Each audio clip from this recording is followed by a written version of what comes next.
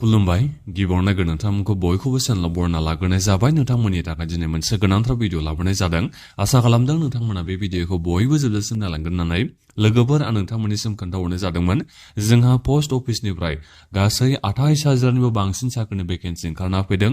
जायनि थाखाय नोंथांमोननि फरायनाया मात्र मेट्रिक पासल' जानाय जानांगौ होननानै आं नोंथांमोननिसिम खोन्थाहरनाय जादोंमोन दा थिग बेबायदिनो नोंथांमोना गोबांनो एप्लाइथ' निस्सय खालामदोंमोन जानांगौ जेराव जोंहा बेहाय जेबो एग्जामबो जाया इन्टारभिउबो जायामोन दा बेनि जोंहा दायो मेरिट लिस्टआ ओंखारना फैबाय दा बेनिखायनो आं नोंथांमोननिसिम बे भिडिअ'जों नोंथांमोना माबोरै नैबे पोस्ट अफिसनि जायनि भेकेन्सिया जोंहा 28,000निबो बांसिन दंमोन दा बिनि मेरिट लिस्टखौ नोंथांमोना माबोरै नायनो नांगौ आं बिनि बागै बे भिडिअ'नि गेजेरजों खोन्थाहरनो सानदों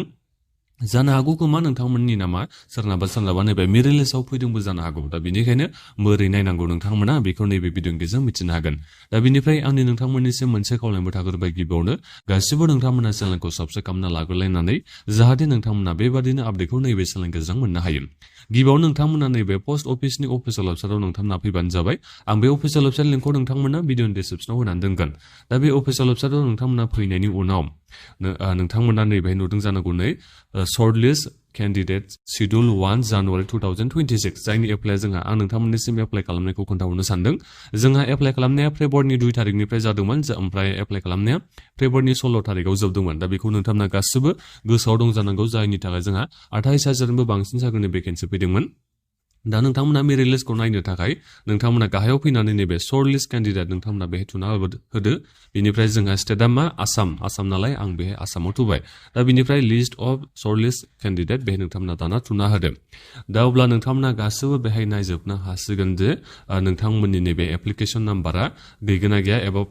रेजिस्ट्रेशन नाम्बारा गैगोना गैया बेखौ नोंथांमोना नायफैबानो जाबाय नोंथांनि बिथिं रेजिस्ट्रेशन नाम्बार होनाय दङ नोंनि बे रेजिस्ट्रेशन नाम्बारा बेहाय गैगोना गैया बेखौ नोंथांमोना सार्च खालामना नायफैदो एबा नोंथांमोना नायबानो जाबाय दा डिभिजन वाइज नोंथांमोना साख्रिनि थाखाय एप्लाइ खालामदोंमोन नोंथांमोना गोसोआव दंखायो जानांगौ पोस्ट अफिस वाइज नोंथांमोना एप्लाइ खालामदोंमोन दा बेखौ नोंथांमोना नायफैदो बिनिफ्राय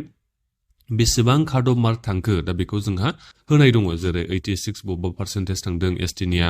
दा बबेबा बिनिफ्राय जेन आनरिजार्भनिया 98% गाहामसिम दङ दा नोंथांमोना बेखौ नायजोबनो हागोन आरो बबेबा नायलायनि 100% ओरैनो बे जाथामब्ला एप्लाइ खालामनाय बायदिसो आं बेखौ मोनदों आरो जेनेबा 100% गाहाम बेबायदि रावबोथ' मार्क मोनाखै आंनि मिथिनायाव दा बे 100% मोननायाबो सोर एससि केटेगरिनिया बावसो नोंथांमोना नायनि एससि केटेगरिनि 100% मानो होनोबा गोबां मानसिफ्रानो जाथामला एप्लाइ खालामदों बेहाय जेबो बेहाय डकुमेन्टसबो आपल'ड खालामनो नालाय मार्कशिट सार्टिफिकेट बेबायदि खालामनो नांलाया दा बेनिखायनो जाथामला गोदाव सोराव पार्सेन्टेज होनानै बिथांमोना एप्लाइ खालामलाबायदों दा बेहाय नाम फैलाबायदों अब्ला बिथांमोना साख्रिखौथ' मोनखाया दा बिनिखायनो जोंहा बे गिबि मेरिट लिस्ट बिनि उनाव मोनबासिम गा मेरिट लिस्ट ओंखारगोन second list third merit list fourth merit list 5 merit लिस्ट 6 मेरिट लिस्टसिम गाहाम जोंहा ओंखारलायलाङो आरो दा बिनिखायनो नोंथांमोननि रेजिस्ट्रेशन नाम्बारा दिनै फैथ'वाखैबा एबा नोंथांमोना सेलेक्ट जाथ'वाखैबाबो नोंथांमोना टेनसन लानांगौ गोनांथि गैया मेरिट लिस्टआ जोंहा आरोबाव ओंखारबावगोन दा बे जाहैबाय काछार डिभिजननि दा बिनिफ्राय गाहायाव दङ जोंहा नै बिथिं होनाय दं जोंहा दरं डिभिजन जायफोर नोंथांमोना दरं डिभिजननि थाखाय एप्लाइ खालामनाय नोंथांमोना पोस्ट अफिसा बबेखौ एप्लाइ खालामनायमोन बबेनि थाखाय नोंथांमोना बेखौ नायबानो जाबाय पार्सेन्टेजआ बेबादिनो अबेबा 80%बो दङ अबेबा 78%बो दङ 90% 99%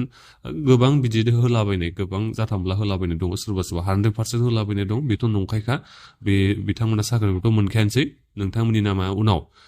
second merit list third merit लिस्टफ्राव फैयोबा नोंथांमोना चेक खालामना नोंथांमोननि माबाया फैयोबा नोंथांमोना साख्रिखौ मोननो हागोन दा बिनिफ्राय जेबो इन्टारभिउथ' जाखाया नोंथांमोना मिथिखागौ बेहाय नोंनि रेजिस्ट्रेशन नाम्बारा फैबाय माने नोंथाङा साख्रिखौ मोननो हासिगोन दा डिब्रुगड़ डिभिजननि जायफोर नोंथांमोना एप्लाइ खालामदों नोंथांमोना नायफैदो बेहाय रिजाल्टखौ गवालपारा डिभिजननि जायफोर नोंथांमोना एप्लाइ खालामनाय नोंथांमोना नायफै 92% थांदों बबेबा 95 थांदों 98% बेबायदि आरो नोंनि बे पार्सेन्टेजनि सायाव सोनारगोन नोंनि बे पार्सेन्टेजआ जुदि मोजांबा नोंथाङा नैबे पोस्ट अफिसनि साख्रिनि भेकेन्सि साख्रिखौ नोंथाङा मोननो हागोन दा नोंथांमोना बेबायदि नायफैबानो जाबाय जोंहा बिथिं केटेगरि वाइज होनाय दङ साख्रिनि नाम जोंहा बिथिं होनाय दङ बिथिं नोंथांमोननि रेजिस्ट्रेशन नाम्बार होनाय दङ नै बिथिं नोंनि बे कार्ड अफ मार्कआ बेसेबां थांगो नैबे पोस्ट अफिसनि थाखाय बेखौ जोंहा बेहाय होनानै दोनदों बेखौ नोंथांमोना नायफैबानो जाबाय आसा खालामदों नोंथांमोना गासिबो नैबे साख्रिनि एप्लाइ खालामनायखौ जायफोर नोंथांमोना एप्लाइ खालामनाय नोंथांमोना नोंनि बे रेजिस्ट्रेसन नाम्बारा एबा नोंनि एप्लाइ खालामनाया नोङो सेलेक्ट जागोन जायाखै बेखौ नोंथांमोना नायफैनो हायो बिनि थाखाय आं नोंथांमोननिसिम भिडिअनि डिसक्रिपसनाव मोनसे लिंक होनानै दोनखादों नोंथांमोना गासिबो चेक खालामनानै नायफैलायबानो जाबाय जायफोर नोंथांमोना पस्ट अफिसनि गासै 28,000 साख्रिनि थाखाय एप्लाइ खालामनाय नोंथांमोना दा बेखिनियावनो नोंथांमोना माबाफोर सोंनांगौ दङबा भिडिअ कमेन्टआव नोंथांमोना कमेन्ट खालामदो आरो बे भिडिअखौ नोंथांमोना गासिबो लोगोफोरनो शेयार खालामनानै होबानो जाबाय जाहाथे जायफोर लोगोफोरा नोंथांमोननिया एप्लाइ खालामनाय बिथांमोना मेरिट लिस्टआव सेलेक्ट जागोन जायाखै बेखौ बिथांमोना नायनो हायो दा बेखिनियानोमोन गोजोन्थों